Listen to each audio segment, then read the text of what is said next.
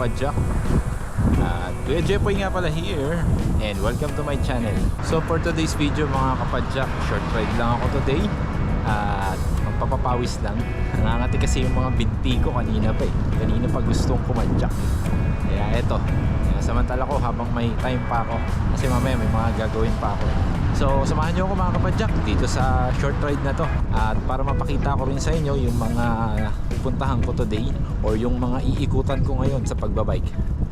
Let's go!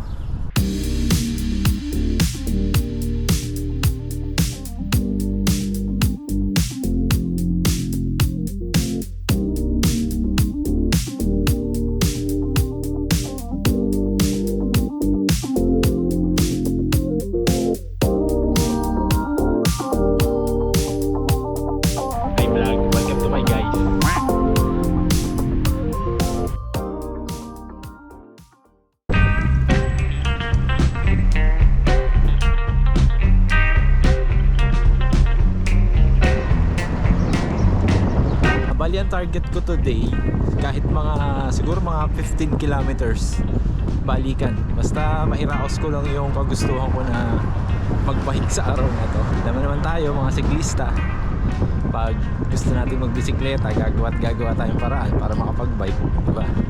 Kahit meron tayong mga gagawin, sinisingit pa rin natin. So nandito ako ngayon sa may bike lane. Ganda ng bike lane nila dito.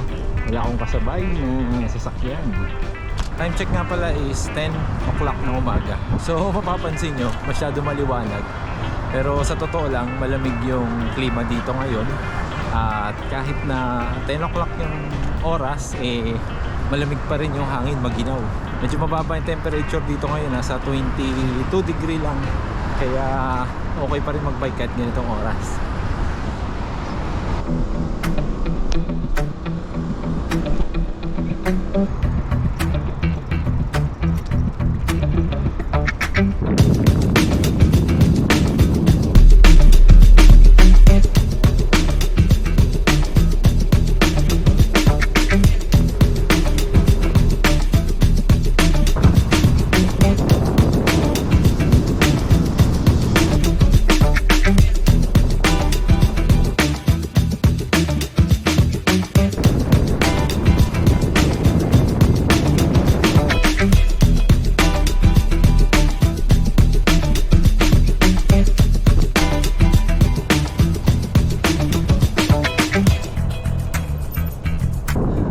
Parang solo ko yung bike lane today kasi mag-isa lang ako at wala akong kasabay na nagbabike dito. Alam niyo ba mga kapadyak, yung building na nasa harap natin, maganda yan kapag kagabi. Ang tawag nila sa building na yan ay The Torch.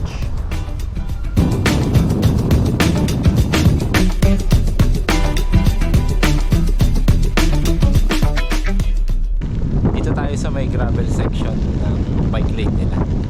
Okay na okay. Ma-testing natin yung gravel tire natin.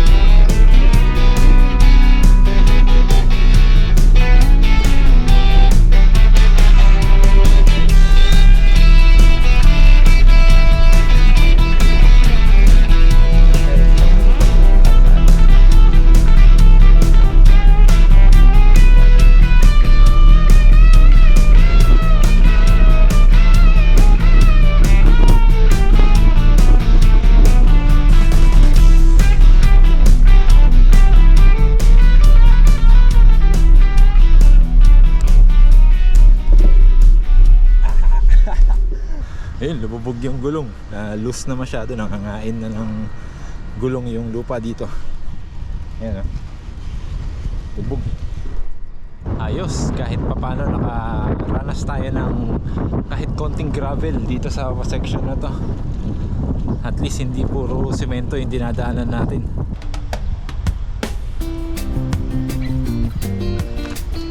Sarap talaga magbike. Iba talaga yung kasiyahan na binibigay ng pagbabike. Tapos ganito pa yung lugar na pinagbibisikletahan mo. Napaka peaceful, nakaka-relax.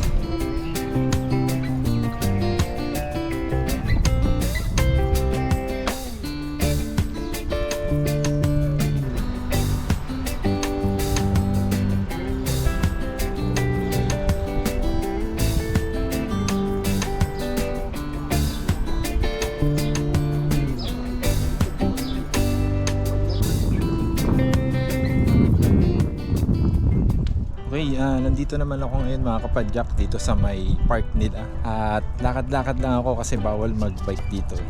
Ayan, ang galing oh. Meron silang man-made lake dito sa loob ng park.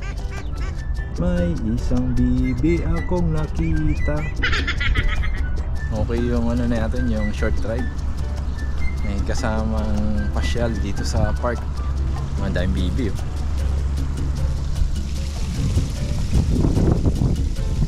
Laki nilo.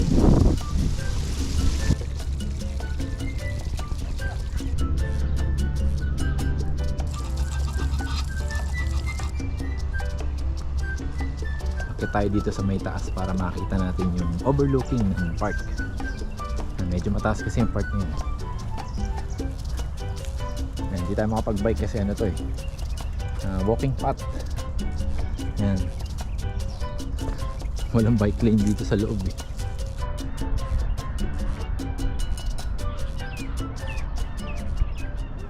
So yun, time check mga kapadyak is 12:05 ng tanghali. Medyo napasarap yung tambay ko dun sa may damuhan, sa may ilalim ng puno. Kumain din ako ng mga kalahating oras eh. Sarap tumambay eh, mahangin.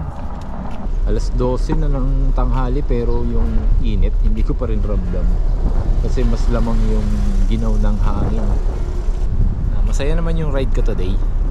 Kahit na maiksi lang siya. Actually nakaka 16 km pa lang ako. Pero okay na rin kahit papano. Nairaos ko yung kagustuhan ko na magbike sa araw na to, di ba? Yun naman yung importante. Okay, pauwi na tayo ng bahay.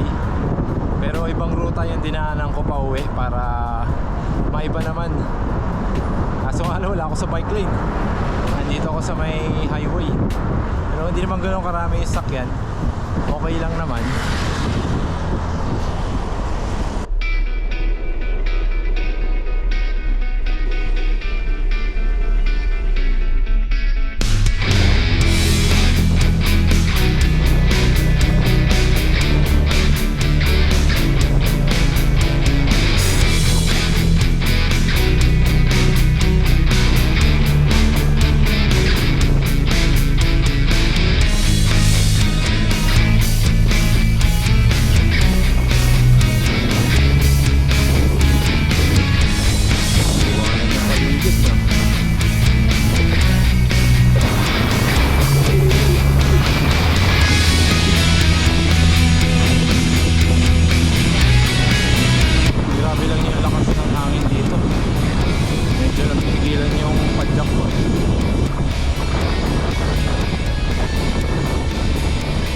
Malapit na tayo sa bahay. Isang liko na lang.